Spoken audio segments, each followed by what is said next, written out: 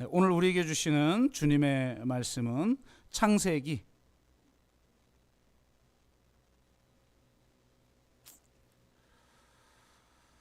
23장 19절과 20절 읽도록 하겠습니다.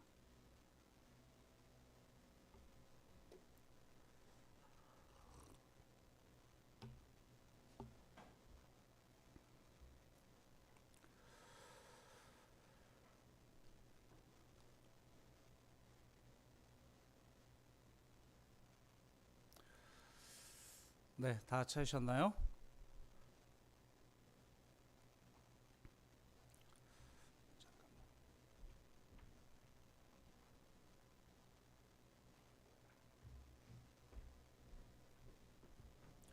네, 다 찾으셨으면 우리가 창세기 23장 19절 20절 한 목소리로 같이 읽도록 하겠습니다. 같이 읽습니다.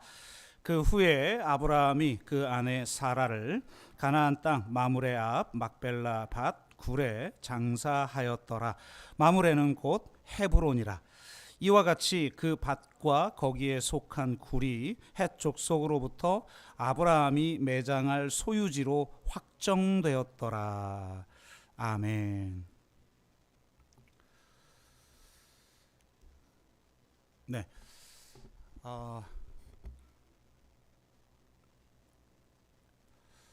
네. 이 아이패드가 약간 좀 맛이 가가지고 갑자기 배터리가 방전돼 버리고 이런 현상이 어제부터 나타나서 제가 프린트를 좀 미리 좀 해놨습니다.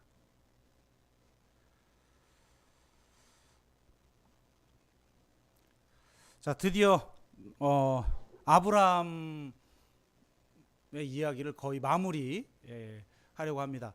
24장에 아브라함이 그 아들 이삭의 아내를 부인을 이제 선택하는 배필을 선택하는 이런 장면까지 보려고 했는데 내용이 너무 방대하여서 다음에 이삭의 이야기로 새해에 묶어서 24장, 25장 말씀을 전하고요. 오늘은 23장 말씀을 통해서 아브라함이 어떻게 자신의 인생을 마무리하고 한 시대를 정리하고 새로운 시대를 준비해 가는지에 대한 이야기들을 좀 드리려고 합니다. 24장까지 살펴야 완전히 마무리가 되긴 하지만 다음에 이삭의 이야기를 통해서 새로운 시대를 준비하는데 사람을 준비하는 게 얼마나 중요한지에 대한 이야기들을 좀 같이 나누도록 하고, 오늘은 사라의 죽음에 대한 내용을 담고 있는 23장을 통해서 우리가 어떻게 새로운 시대를 준비해 가야 할지, 또 한 해를 마무리하고 내년 새해를 어떻게 준비해야 할지, 또 이제 대림절 마지막 주일인데 주님의 오심을 어떤 자세로 우리가 준비해야 할지에 대한 이야기를 창세기 23장을 통해 함께 숙고하는 시간을 갖기로 합니다. 사라의 죽음에 대한 이야기가 23장 전체의 이야기인데요. 사라의 죽음은 아브라함과 사라의 시대는 가고 이삭과 리브가의 시대, 물론 이삭은 잠깐 나오고 이제 더 중심의 야곱의 이야기가 이제 시작되긴 하지만 이런 새로운 시대의 도래를 보여주고 있습니다. 그 과정을 간단하게 살펴보는데요.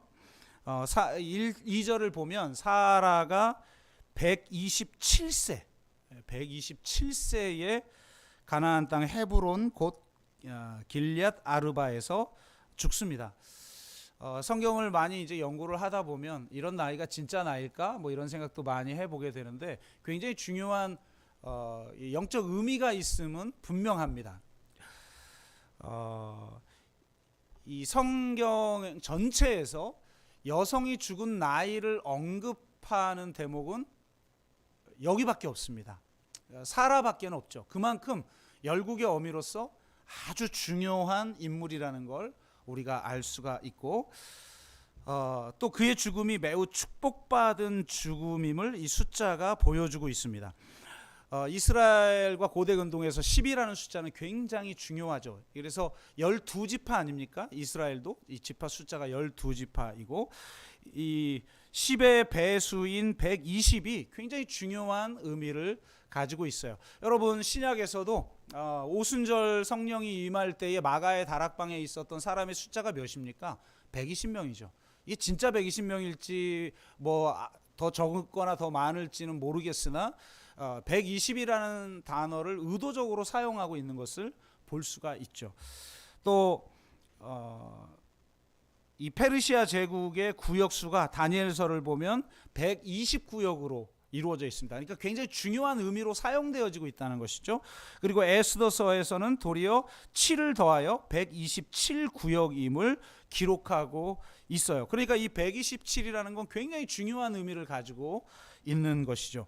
인간이 살 수 있는 가장 이상적인 나이도 창세기를 보니까 120세로 기록하고 있는데 거기에다가 충만의 숫자인 7을 더한 것이니까 얼마나 이 127이라는 단어가 복된 숫자이겠습니까? 아주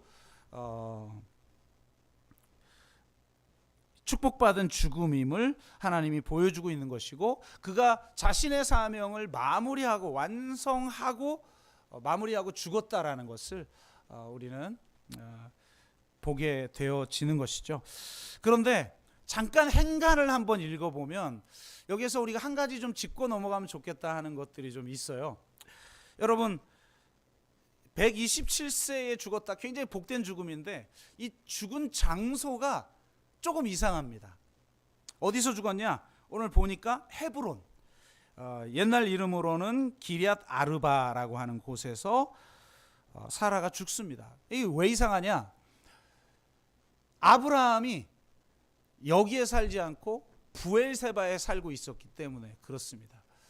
그러니까 아브라함과 사라가 아마 따로따로 살다가 사라가 죽고 그 죽은 장소에 아브라함이 방문하는 것으로 성경은 묘사하고 있어요. 그래서 학자들은 도대체 왜 따로 살았을까?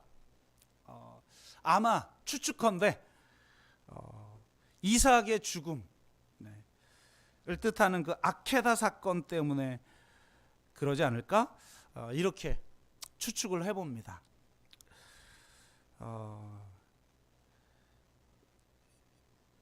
아브라함이 사실 알리지 않았죠, 사라에게.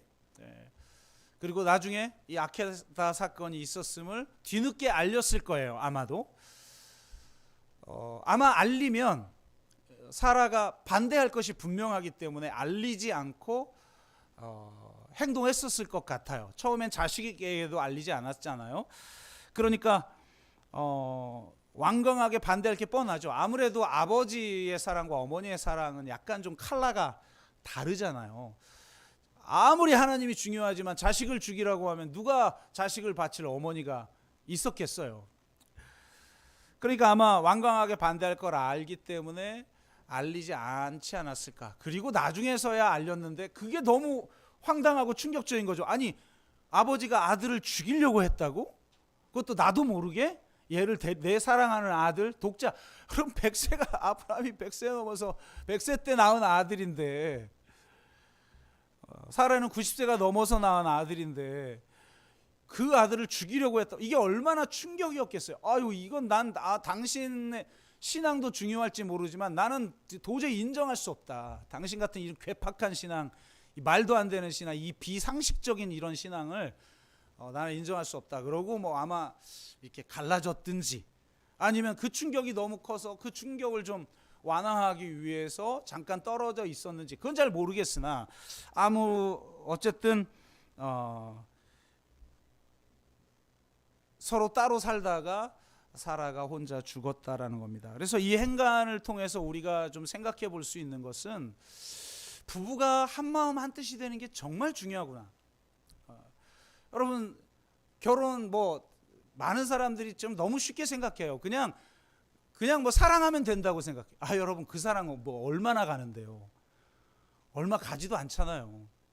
그리고 그 사랑을 지키기 위해서 우린 많은 영역 속에서 서로의 자유를 주장합니다. 야 신앙은 개인의 자유에 맡기자. 서로 간섭하지 말자. 이렇게 얘기하죠. 얼마나 여러분 그렇게 사는 게 힘듭니까? 심지어는 정치적 입장이 달라도 부부끼리 얼마나 힘들어요. 삶의 가치관이나 심지어는 아니 생활 습관이나 체질이 달라서도 막 이혼하네 마네, 치약을 앞에부터 짜냐 뒤에부터 짜냐 이거 가지고 싸우고, 뚜껑 화장실 변기 닫았냐 열었냐 이런 걸 가지고 싸우고 이혼하네 마네, 이런 사람들이 정치관이 다르다? 그런데 그거보다 더 심각한 종교가 서로 다르다? 종교관이 다르다? 어렵죠. 어려워요. 그리고 과연 여러분 생각해 보세요. 종교라는 게 뭡니까? 여러분은 믿음이라는 게 뭡니까? 하나의, 요즘 세상은 하나의 그냥 교양이 돼버렸어요. 하나의 취미생활이 돼버렸어요. 그러니까 취미생활 정도는 서로 자유를 주장할 수 있는 것이죠. 그런데 여러분 만약에 진짜 신앙이라고 한번 생각해 보세요. 우리가 이런 식의 신앙생활이 가능한가요? 진짜 신앙이? 자기를 부인하고 자기 십자가를 지고 나를 따르라고 주님이 하는 부름 앞에 내가 순종하며 살아가야 되는데, 내 삶이라는 게 정치, 경제, 문화, 사회 모든 가치를 규정하는 가치잖아요. 메타 가치 아니에요. 메타 가치. 이 종교라는 건. 근데 그게 서로 다르다? 그게 다른데도 사랑한다? 어떻게 그게 사랑이죠? 나는 그걸 이해를 못 하겠어요. 서로가, 심지어는 내가 서로를 사랑하는 그 사랑보다 더 가치 있게 여기는 게 신앙 아니에요? 나를 부모나 자식이나 아내나 남편보다 더 사랑하지 아니하면 결코 내 제자가 될 수 없다. 이게 지금 기독교에서 요구하는 신앙인데, 그러면 그런 신앙을 가지고 있는데 우린 그거는 서로 타치하지 말고 자유롭게 하고 그러면서 우린 서로 사랑하자. 그게 도구적인 사랑이지 도대체 어떤 사랑입니까? 그런 사랑은? 그러니까 사실은 부부가 한 마음 한 뜻이 되어서 살아간다는 것만큼 큰 축복이 없죠. 그게 다르면, 일단 결혼을 했는데 그게 다르면 얼마나 힘들어요, 사는 게. 참 안타까운 일이죠. 그래서 이걸 놓고 기도해야 되는 거예요. 그리고 무엇보다도 만약에 또 종교는 같아요. 그런데 이 신앙의 수준과 위치와 방향이 서로 다르다? 참 이것도 정말 힘든 거죠. 아마도 이 아브라함과 사라가 좀 달랐던 것 같아요. 이 동일한 사건을 받아들이는 것을 보면. 여러분, 한 사람은 영적 아비 정도의 역할을 하고 있는데 한 사람은 영적 어린아이 역할을 하고 있다? 취미생활로서의 종교는 가능하다니까요. 그냥 교양 수준에서의 종교 생활은 가능하겠죠. 근데 진짜 내가 하나님을 만나고 진짜 인격적 하나님을 만나 내 삶의 전환이 이루어지고 내 가치가 변했을 때, 그런데 그 방향을 추구하는 수준이나 상태나 방향이나 위치나 이런 게 다르다. 참 그것만큼 아쉬운 게 없죠. 그래서 여러분 정말 기도해야 돼요. 부부가 함께 한 방향을 향해서 한 수준으로 한 순례의 길을 손잡고 같이 갈 수 있다? 그것만큼 큰 축복은 없는 겁니다. 정말 그렇지 못한 분들에겐 죄송한 말씀이지만 그걸 놓고 기도해야 돼요. 그런데 뭐 내 뜻대로 다 안 되는 것이니까 뭐 여러분 책임이겠습니까? 다. 그럼에도 불구하고 우리가 기도는 해야 된다라는 거예요. 정말 간절하게 기도를 하는 것이 중요하다라는 것이고, 그래서 이 행간을 잠깐 한번 우리가 읽어봤고요. 직접적인 의미에서 이제 아브라함이 이제 찾아갑니다. 사라의 죽음 소식을 듣고 찾아가서 사라를 위해 슬퍼하며 애통하다가 이렇게 말하고 있어요. 그러니까 아브라함, 여러분 생각해보세요. 우리는 기독교인들은 이런 말을 너무 쉽게 하잖아요. 천국 갔으니까 기뻐해야지. 여러분, 사랑하는 사람이 죽었는데 천국 가는 거 알아도 어떻게 슬프지가 않습니까? 그 인간미가 기독교인이 없어. 기독교는 그렇지 않아요. 인간의 고통을, 인간의 눈물을 중요하게 여겨요. 어떻게 기도합니까? 시편 56편 8절, 나의 눈물을 주의 병에 담아 두소서. 그러니까 여러분, 하늘에는 우리의 눈물을 담아놓은 주님의 병이 있다는 거예요. 여러분이 흘린 눈물 결코 헛되지 않아요. 다 주님의 병에, 눈물병에 담아놓고 계셔요. 아멘? 이게 위로가 되지 않나요? 여러분이 흘린 그 눈물을 담아두고 계신다는 것. 그리고 열왕기하 20장 5절에 보면 내가 너의 기도를 들었고 너의 눈물을 보았노라. 아멘.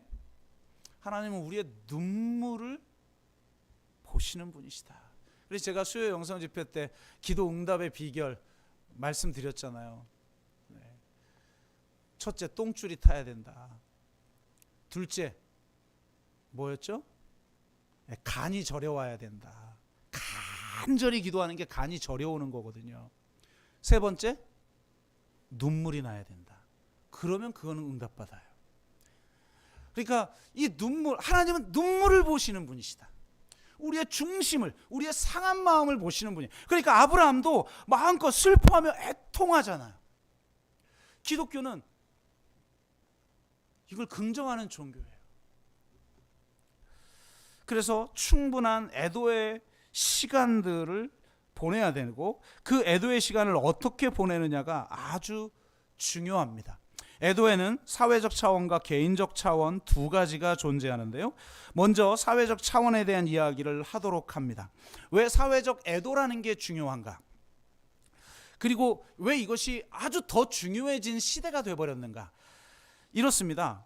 좀 과거까지 갈 필요는 없고 현대 사회의 정체성에 대한 이야기를 해보면, 사회는 없다라는 말을 한 사람이 있죠. 바로 유명한 마가렛 대처입니다. 철의 수상이라고 불려졌던, 철의 여인이라고 불려졌던 바로 이 마가렛 대처가 사회는 없다, 개인만이 존재한다는 거예요.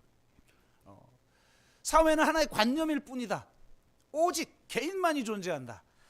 이게 이제 신자유주의인데요. 이 신자유주의에는 국가와 시장 그리고 개인밖에는 존재하지 않아요. 국가라는 것도 결국은 시장의 역할을 돕는 야경 국가에 불과한 것이죠. 그러다 보니까 전 세계의 포스트 모던 시대에 아주 독특한 현상이 발생을 했는데, 이상한 역설이 작동하는 거죠. 국가가 국가의 부재를 통해 작동하는 역설, 정치의 역할을 포기한 정치라는 역설이 작동해요. 분명 국가는 있는데 국가의 부재 속에 우린 살아요. 분명 정치는 누군가가 하고 있는데 정치가 부재한 시대를 우리는 살아가고 있는 아주 이상한 현상이 일상화되어 버립니다. 이런 현상이 일상화되어서 결국 시장에서 개인이 던져져 각자 도생하는 그런 현실이 돼버린 거죠. 왜? 사회란 존재하지 않으니까. 그냥 각자 알아서 살아야 되는 거예요. 사회가 이런 상태가 될 때 사회적 참사들이 일어나죠. 왜냐? 국가의 역할이 부재하고 진정한 정치가 부재하고 사회적 자본이 부재하기 때문에 그런 것입니다. 그렇기에 국가는 자신의 애초에 책임을 지지 않았기 때문에 누군가 책임을 묻는 게 싫죠. 자기도 이해를 못하고 그게 싫기도 하고, 그러니까 사회적 참사가 일어날 때마다 그 참사를 사고라고 이야기하고 희생자를 사망자라고 이야기해요. 그러면 그건 개인 책임인 거죠. 사고이고 사망자면 개인이 책임져야 되는 거지. 왜? 그들의 가치관에는 사회란 존재하지 않는 거거든요. 국가라는 건 시장의 야경 국가에 불과한 것이고, 그래서 결국은 이 세 가지의 부재가 불러온 사회적 참사이고, 오직 개인만 존재할 뿐 사회도 없고 국가란 그저 권력의 향유를 위한 도구에 불과하여서 저런 참사가 발생했는데도 그렇게 반응을 합니다. 세월호 참사 당시에 우리는 국가가 아이들을 구할 수 없었던 것이 아니라 구하지 않은 것이라고 비판했었죠. 왜 여러분 그렇게 비판했습니까? 아이들을 구할 수 있는 시스템 자체를 붕괴시켜버린 거죠. 그래서 안전에 대한 전적 무능력을 국가가 가지고 있어요. 왜? 개인 기업의 안전을 다 위임해버렸으니까 국가가 책임질 필요가 없는 시스템을 그들이 의도적으로 정치적으로 만들어낸 거죠. 그러니 그런 참사가 일어나면 구할 수 없는 거예요, 애초에. 그러니까 그 이면을, 그 구조를, 그 체제를 우리가 바라봤기 때문에 이거는 구하지 못한 게 아니라 구하지 않은 거구나. 미필적 고인 거죠. 구조의 효과인 거예요, 참사가. 그러니까 이태원 참사를 비롯해 수많은 참사가 그런 거죠. 그래서 우리는 진정한 애도의 시간을 보내야 된다, 이런 참사 앞에서. 이 애도의 사회적 애도에 필요한 것이 세 가지인데요. 첫째는 실체적 진실입니다. 정의가 없는 용서는 진정한 용서가 아니라 은폐와 망각일 뿐이죠. 마찬가지로 정의가 없는 애도는 그저 슬픔의 배설에 불과한 거예요. 정의가 실현되기 위해선 실체적 진실이 필요한 거죠. 정의 없이는 화해도 없는 거예요. 그래서 남아프리카 공화국에서 새로운 시대가 왔을 때 만든 위원회가 진실과 화해위원회인 거예요. 진실 없이는 화해 없는 거죠. 근데 진실만 있으면 그냥 보복하고 사회가 망가지는 거예요. 화해해야 된다. 그러나 그 화해를 위해선 진실이 반드시 있어야 된다. 그래서 자신이 실제로 지은 죄들을 만인 앞에서 공개할 때 화해를 인정하죠. 그 사람을 인정하고 그 사회의 일원으로 받아들여줘요. 그래서 폭력 없이 사회가 전환된 굉장히 중요한 예. 그리고 그런 사회를 남아프리카 공화국과 같은 사회를 만드는 힘이 기독교에 있었던 거죠. 그 투투 주교가 그 위원장이었잖아요. 정의가 반드시 실현돼야 진짜 진정한 애도가, 슬퍼하는 사람한테 그냥 잊어버려, 그거는 애도가 아니에요. 둘째는 사회적 애도인데요. 어떤 나라든 이 애도를 국가가 독점하려고 하는 현상들이 나타납니다. 그래야만 정당화가 가능하기 때문에 그런 것이죠. 그래서 제가 페어 처치에서 이런 말을 했어요. 참사에 대한 기억은 사회화될 필요가 있다. 기억이 개인화되면, 그러니까 다 개인의 책임으로 그냥 개인의 문제로 만들어내고 나면, 그리고 그것을 그냥 돕는 역할을 국가가 그냥 하는 거예요. 그러면 역사적 사건은 그 사회에 결코 교훈을 주지 못한다. 기억이 사회화될 때 역사적 사건은 사회의 것이 되고 잘못된 역사를 되풀이하지 않을 수 있다. 그렇게 될 때 지금까지의 역사와 다른 역사를 살 수 있으며 역사가 성숙하게 되는 계기로 작동할 수 있다. 따라서 우리는 기억의 국가화에 저항하고 기억을 사회화하여 지금까지와는 다른 삶을 추구해야 한다. 희생자들과 살아남은 자들과 유가족들에게 우리 사회가 들려줄 이야기가 있다고 말할 수 있어야 한다. 그래서 기억의 사회화가 굉장히 중요한 것이죠. 그런데 사회는 없다라고 하는 가치관을 가진 권력들은 당연히 애도를 국가가 독점하려고 하겠죠. 그리고 모든 걸 개인의 문제로 만들려고 할 때 기독교는 사회란 존재한다 라고 말하며 그 기억을 사회화하는 데 앞장서야 된다는 거예요, 교회가. 그런데 한국 교회는 전혀 그러질 못하죠. 그러니까 사회화하고 대화가 안 되는 거예요. 세 번째는 대안적 세상을 만들어가야 합니다. 진정한 애도를 위해서는 과거가 반복되어져서는 안 되죠. 참사를 계기로 안전사회, 돌봄사회, 품위사회라는 새로운 세상에 대한 비전을 함께 만들어가는 일에 아파하는 자와 함께 애도하는 자들이 동참해야 하는 거예요. 그래서 나의 아픔이, 나의 상실이, 나의 고통이 헛되지 않다라는 것. 그 죽음에 새로운 가치가, 의미가 부여되기 위해서는 새로운 대안을 위한 그런 삶에 동참해야 되는 거죠. 그것이 바로 진정한 사회적 애도인 것입니다. 기독교가 아무쪼록 이런 사회적 참사 앞에서 이런 역할을 해내기를 주의 이름으로 축복합니다. 다음은 개인적 차원의 애도인데요. 개인적 차원에서 가장 중요한 것은 패러다임의 전환인데요. 우리는 개인적 차원의 슬픔을 겪고 있는 사람에게 치료의 패러다임으로 접근한다는 거예요. 우리도 그러죠. 손쉽게. 기독교는 특히 그래요. 아까 말했듯이 상실을 경험한 사람에게 천국 갔으니까 빨리 딛고 일어나야지, 힘내, 믿음으로 기도해야지. 물론 그게 효과가 있을 때가 있어요. 그런데 여러분 생각해 보세요. 나에게 진짜 깊은 상처와 아픔과 고통이 있는데 이걸 쉽게 내가 긍정의 마인드로 믿음으로 이겼다고 해봐요. 근데 그게 해결된 거예요? 해결된 게 아니에요. 그 문제가 내면 깊숙한 곳에 그냥 골마 터지고 있는 거예요. 그래서 수많은 다른 문제들로 드러나고 있는 거예요. 그래서 반드시 그 문제에 직면하여 그 문제를 충분히 해결할 애도의 시간을 가져야 돼요.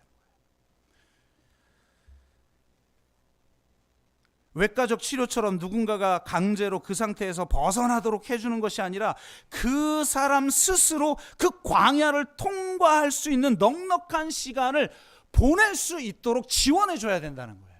우리가 해야 할 역할은 내가 고쳐주고 뭔가 끄집어내주는 게 아니라 그 사람이 스스로 나올 수 있도록 지원해 주는 역할, 그의 곁이 되어주는 역할, 그 역할을 해야 되는 거예요.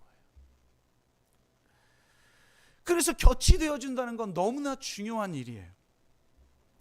고통은 오직 고통당하는 사람만이 알 수 있죠. 이것이 고통의 절대성이라는 특징입니다. 고통의 절대성으로 인해 난 너를 이해해 라는 말이 하나도 위로가 되지 않아요. 네 마음 알아, 얼마나 힘들겠어. 그것만큼 빈말이 없는 거예요. 어떻게 알아요? 몰라요. 그거는 그 고통을 당한 사람만 알죠.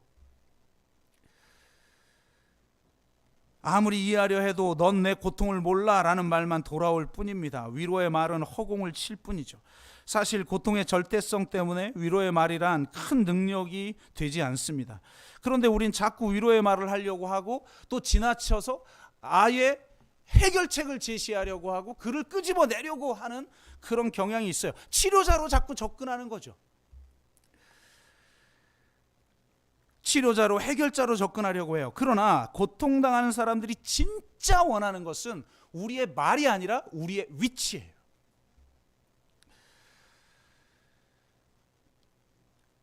우리가 과연 그의 곁이 되어줄 수 있는가? 그것을 그에게 보여줘야 되는 거예요.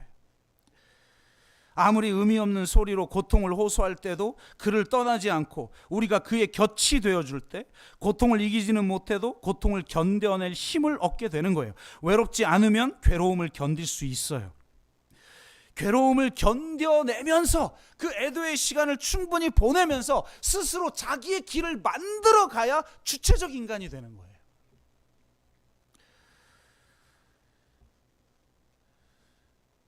저는 이 곁을 안전지대다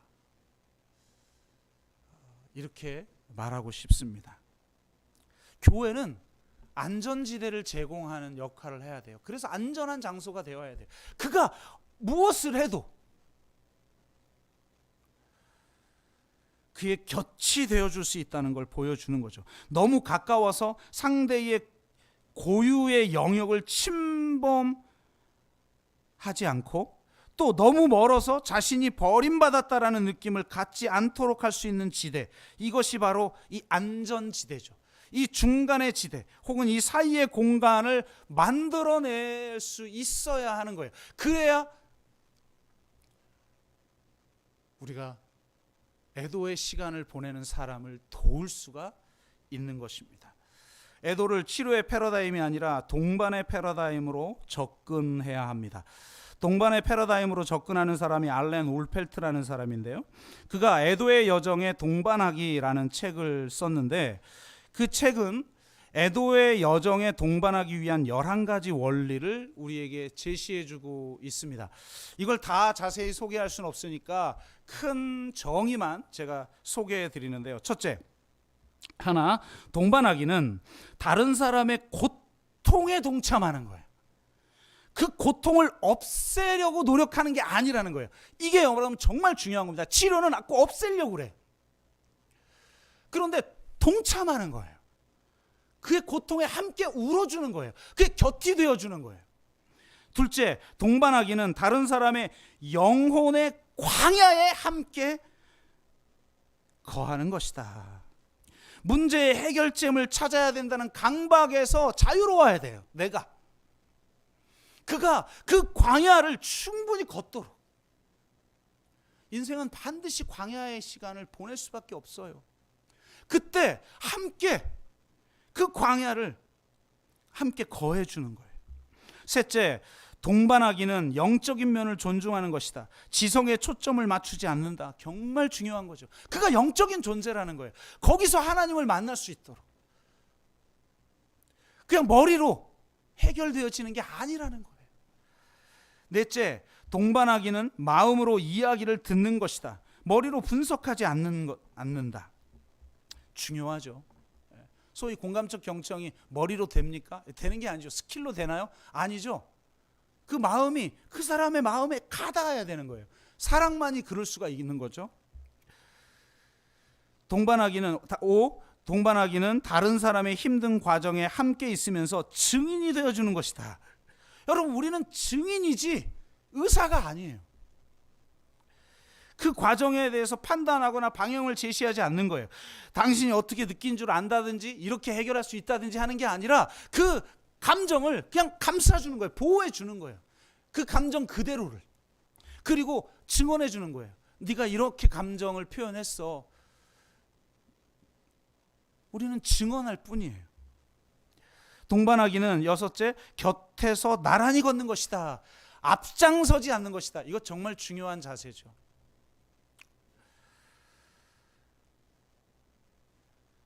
정말 아파야 하는 사람하고 앞서서 끌려고 하지 말고 같이 걸어주십시오. 일곱 번째, 동반하기는 거룩한 침묵이 주는 선물을 발견하는 것이다. 매 순간을 말로 채우지 않는다. 괜찮아요. 뭘 해주려고 하지 않아도 그와 그냥 존재로 곁이 되어주면 그에게 위로가 되는 거예요. 침묵을 견딜 수 있는 힘이 관계를 세워나가는 거예요. 여덟 번째, 동반하기는 고요함을 유지하는 것이다. 앞으로 나아가기 위해 서두르거나 움직이지 않는다. 아홉 번째, 동반하기는 혼란과 혼동을 있는 그대로 존중하는 것이다. 질서와 논리를 억지로 강요하지 않는다. 열 번째, 동반하기는 다른 사람에게 배우는 것이다. 그들을 가르치려고 하지 않는다. 이건 정말 어렵지만 중요한 것이죠. 우린 자꾸 긍휼히 여기고 막 시혜를 베풀려고 그러고 상대를 못난 사람으로 만들어요. 근데 진짜 치유는 그냥 동반해 주는 거예요. 도리어 내가 이 사람이 내가 경험해보지 못한 전무후무한 어떤 경험을 통해서 어떤 과정, 그 광야를 거쳐나가는 그 과정을 통해서 내가 뭔가를 배우는 거예요. 이 자세를 갖지 않으면 동반하기는 불가능하죠. 동반하기는 늘 새로운 마음으로 다른 사람을 대하는 것이다.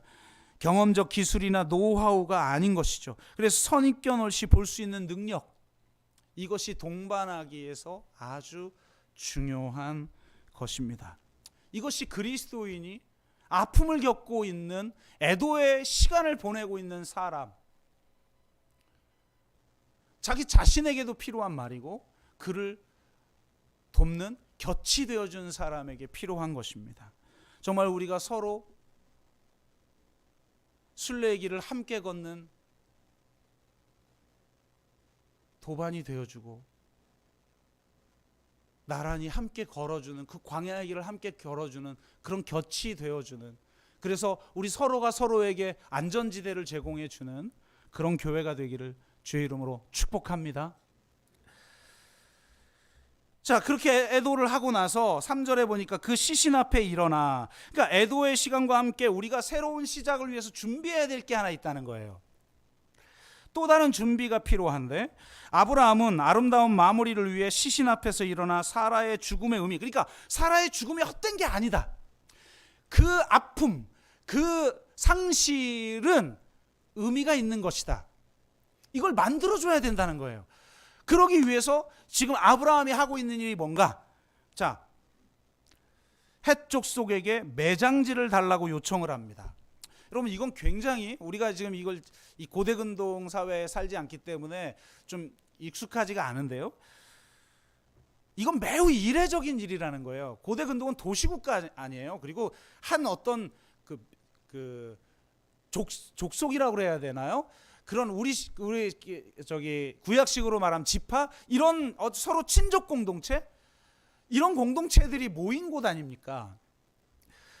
그렇기 때문에 친척 이외의 사람들에게 땅을 거의 팔지 않죠.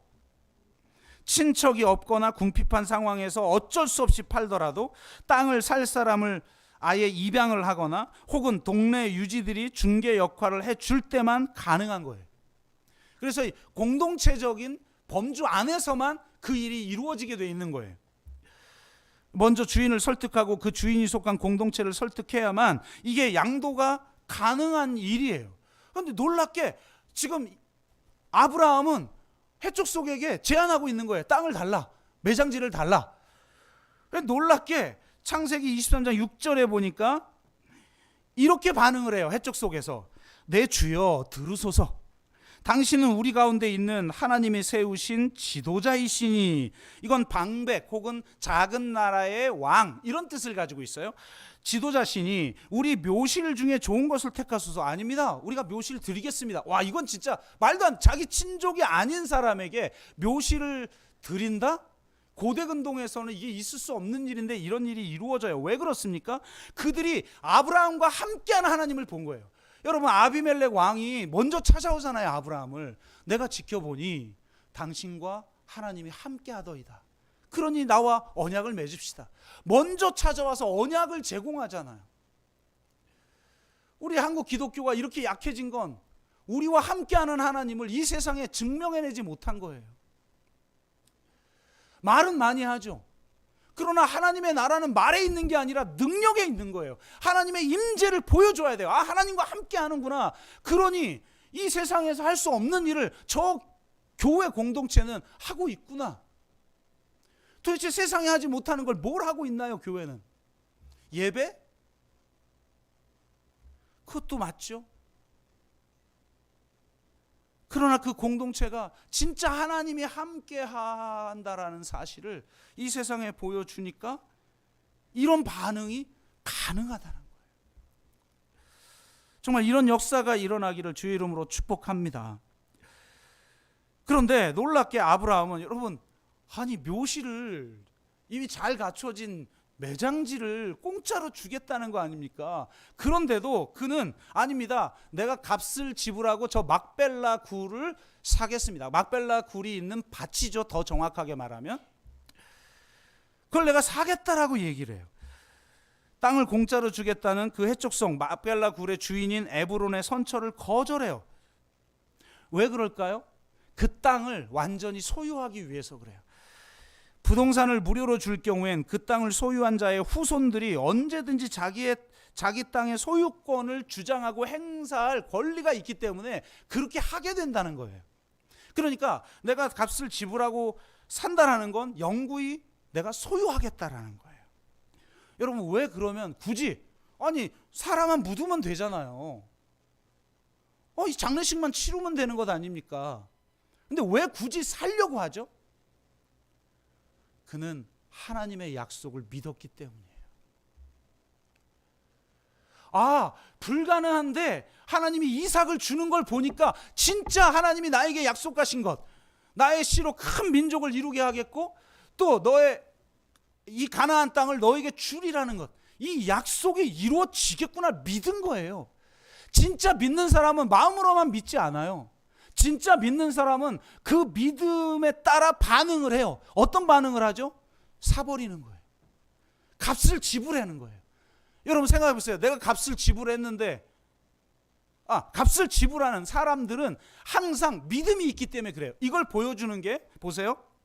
다윗도 그러죠. 다윗이 성전터를 값을 지불해서 구입합니다. 사무엘하 마지막 장에 보면, 다윗의 이야기가 끝나는 마지막 장에 보면 성전터를 사요. 아라우나의 타작마당인데 이 타작마당 가운데 언약궤가 있는 거죠. 그리고 거기 하나님의 임재가 있어서 축복이 임하는 걸 보고 그 땅을 삽니다. 그러니까 아라우나가 이거 영광스러운 거죠. 자기 집안의 자기 집안의 땅에 하나님의 성전이 세워지는 거 아니에요. 얼마나 복돼요. 그러니까 공짜로 주겠습니다 그랬더니 다윗이 어떻게 말하죠? 사무엘하 마지막 절은 이렇게 끝나요. 왕이 아라우나에게 이르되 그렇지 아니하다. 내가 값을 주고 내게서 살이라. 값없이는 내 하나님 여호와께 번제를 드리지 아니하리라 하고 다윗이 은 50세겔로 타작마당과 소를 사고 그곳에서 여호와를 위하여 제단을 쌓고 번제와 화목제를 드렸더니 이에 여호와께서 그 땅을 위하여 기도를 들으심에 여호와께서 내리는 재앙이 그쳤더라. 성전 역할을 하고 있는 거죠. 그리고 여기에 성전이 지어져요. 여러분, 이 아리우나 타작마당이 지금 예수님 살았을 당시에 그 성전 장소예요. 그런데 거기가 어딘지 아세요? 여기가 모리아산이에요. 여러분, 신약에서 시온산이 모리아산이에요. 다윗이 아들 이삭을 바쳤던 장소예요. 거기가. 거기에 성전이 세워져요. 그런데 값을 지불하겠다는, 아니 공짜로 주겠다는데 왕이 아니다, 값을 지불하겠다, 삽니다. 여러분, 값을 지불하여 땅을 사는 장면이 또 어디서 나오는지 알아요? 예레미야서에 나옵니다. 예레미야가 친족, 그러니까 숙부 아들 하나멜의 아나돗에 있는 땅, 밭을 사요. 그래서 증서를 쓰고 봉인하고 증인을 세우고 은을 저울에 달아서 주고 그 땅을 사요. 여러분 생각해 보세요. 예레미야는 뭘 예언한 사람이죠? 이 나라 망한다. 그래서 이 나라의 망함을 보고 성전도 파괴되고, 성전 앞에서 이 성전을 하나님이 헐어버릴 거라고 예언하잖아요. 도적의 소굴로 너희가 만들었다 이러면서 예레미야 저 앞에 보면, 그러면서 예레미야 애가에 보면 막 처참하게 막 그 피눈물을 흘리면서 노래하죠. 예언하죠. 왜? 이 나라가 망할 거니까. 성전이 파괴되고 이 나라가 망할 거예요. 그런데 땅을 사요. 말이 돼요? 내가 낸 돈 다 헛것이 돼버리는데? 그럼 나라가 망할 줄 알고 있었는데 왜 그 땅을 샀냐? 하나님이 회복시킬 걸 믿었기 때문이에요.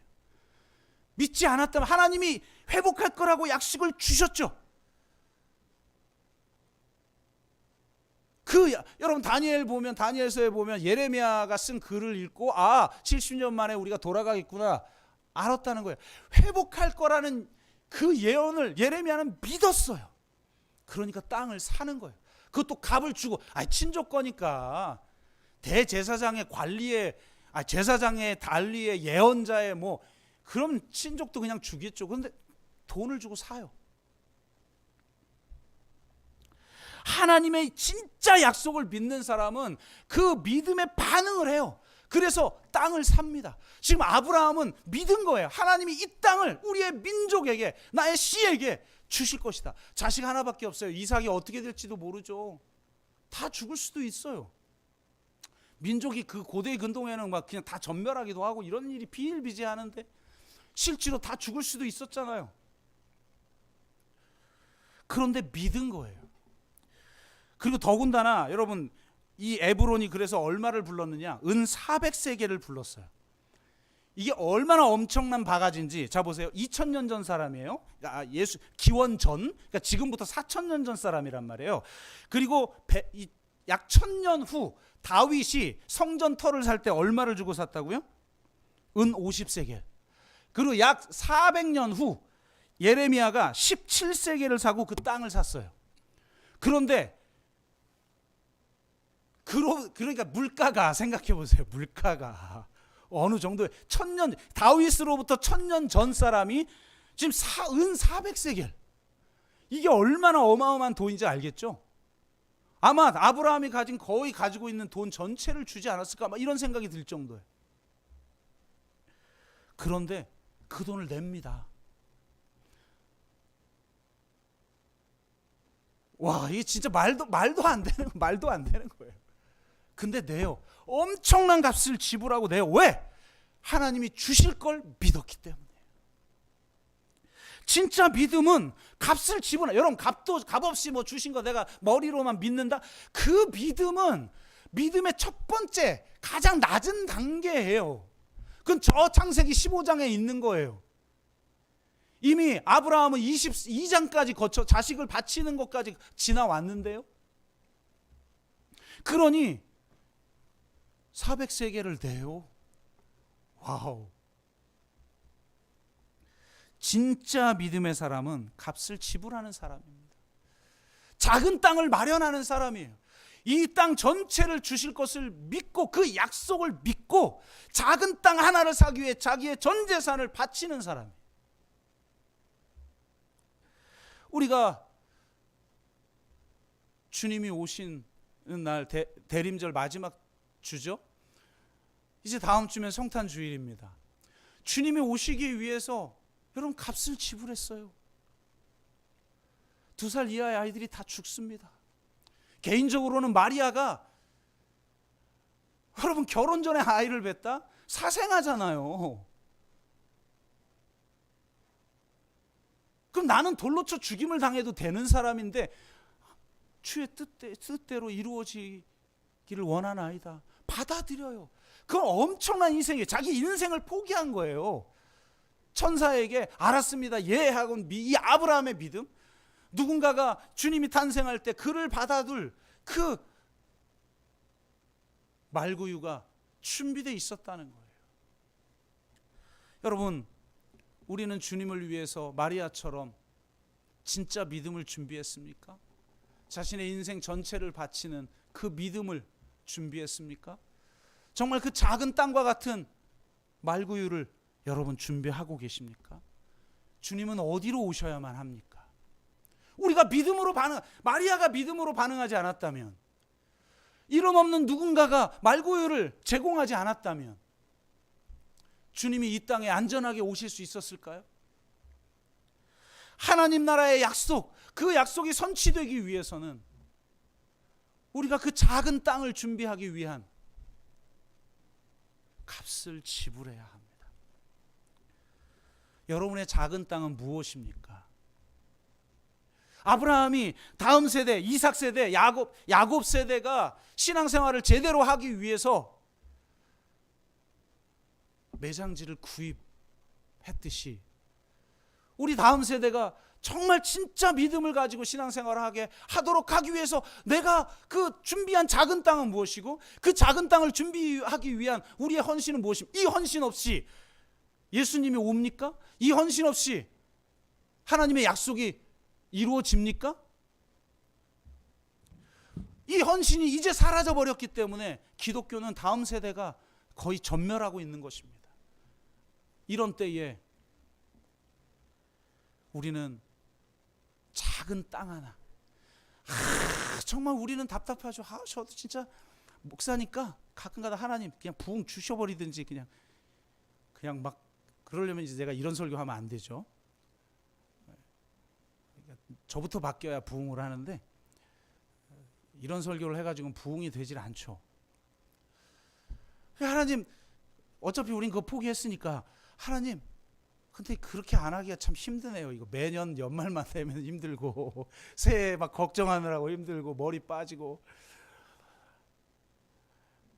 그런데 하나님, 우리가 다른 사람이 가지 않는 이 길을 가면서 세워나가는 이 교회가 하나님, 아브라함이 값을 지불하고 산 이 작은 땅 막벨라 굴이 되기를 원합니다. 아멘.